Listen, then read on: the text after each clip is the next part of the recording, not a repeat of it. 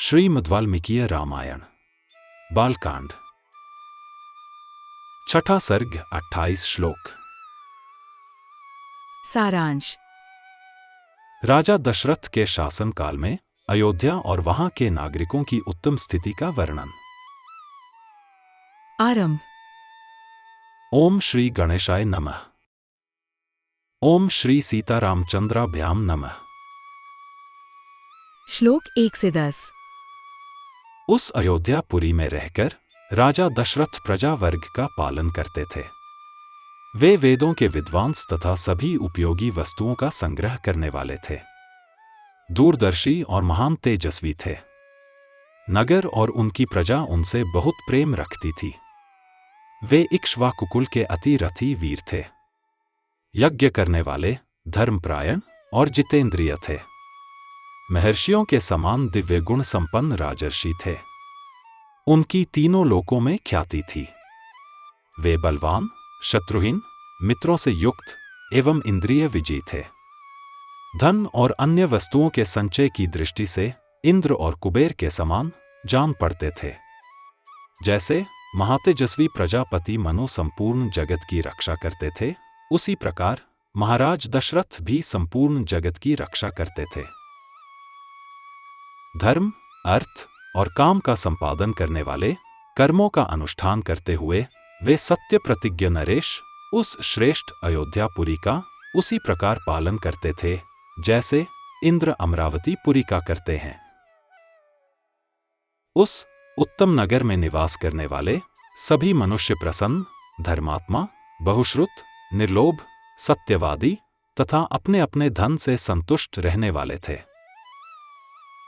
उस श्रेष्ठ पुरी में कोई भी ऐसा कुटुंबी नहीं था जिसके पास उत्कृष्ट वस्तुओं का संग्रह अधिक मात्रा में न हो, जिसके धर्म, अर्थ और काम में पुरुषार्थ सिद्ध न हो गए हों तथा जिसके पास गाय बैल, घोड़े, धनधान्य आदि का अभाव हो।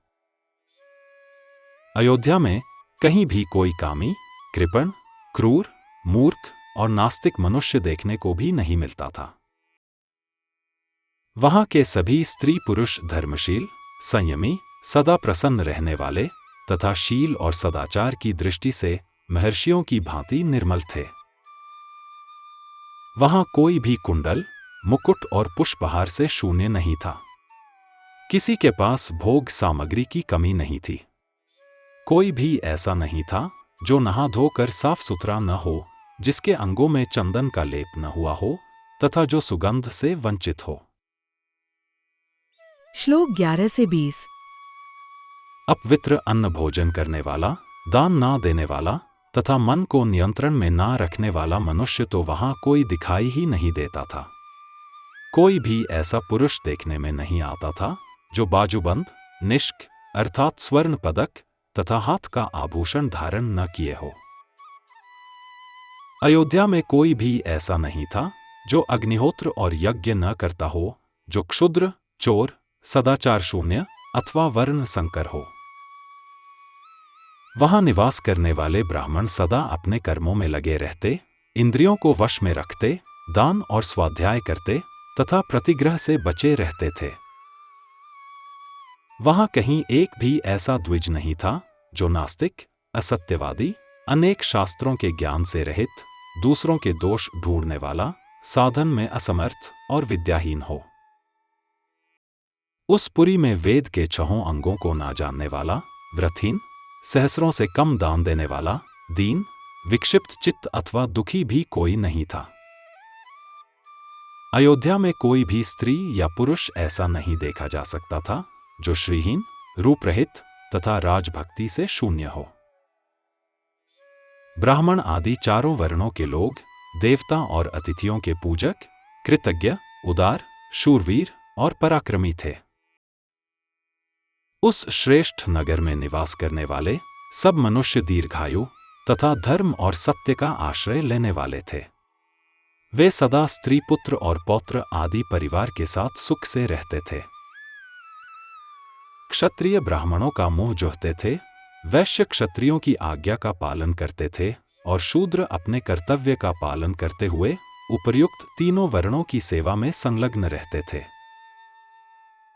इक्ष्वाकु कुल के स्वामी राजा दशरथ अयोध्यापुरी की रक्षा उसी प्रकार करते थे जैसे बुद्धिमान महाराज मनु ने पूर्व काल में उसकी रक्षा की थी।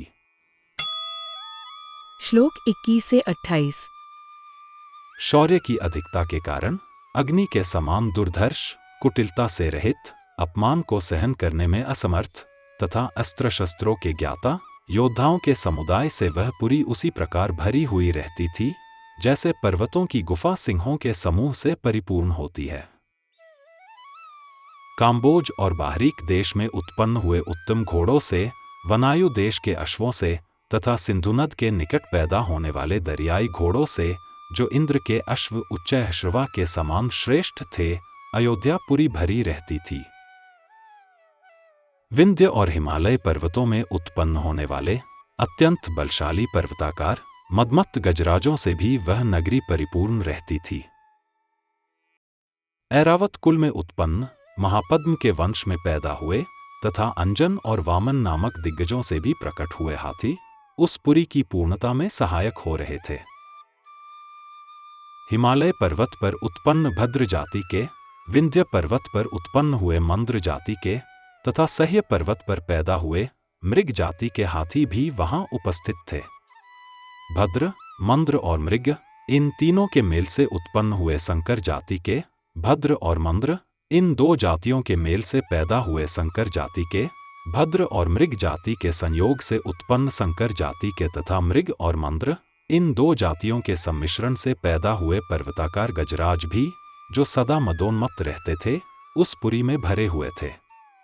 3 योजन के विस्तार वाली अयोध्या में 2 योजन की भूमि तो ऐसी थी जहां पहुंचकर किसी के लिए भी युद्ध करना असंभव था, इसलिए वह पुरी अयोध्या इस सत्य एवं सार्थक नाम से प्रकाशित होती थी, जिसमें रहते हुए राजा दशरथ इस जगत का, अपने राज्य का पालन करते थे। जैसे चंद्रमा नक्षत्र लोक का शासन करते हैं, उसी प्रकार महातेजस्वी महाराज दशरथ अयोध्यापुरी का शासन करते थे। उन्होंने अपने समस्त शत्रुओं को नष्ट कर दिया था, जिसका अयोध्या नाम सत्य एवं सार्थक था, जिसके दरवाजे और अर्गला सुदृढ़ थे, जो विचित्र गृहों से सदा सुशोभित होती थी, सहस्रों मनुष्यों से भरी हुई उस कल्याणमयी पुरी का इंद्र तुल्य तेजस्वी राजा दशरथ न्यायपूर्वक शासन करते थे। इस प्रकार श्री वाल्मीकि निर्मित आर्ष रामायण आदि काव्य के बालकांड में 6ठा सर्ग पूरा हुआ। Presented by doctor T.K. Bansal, a blind scientist. Please like and share this video, and don't forget to subscribe my channel. Jai Shri Ram.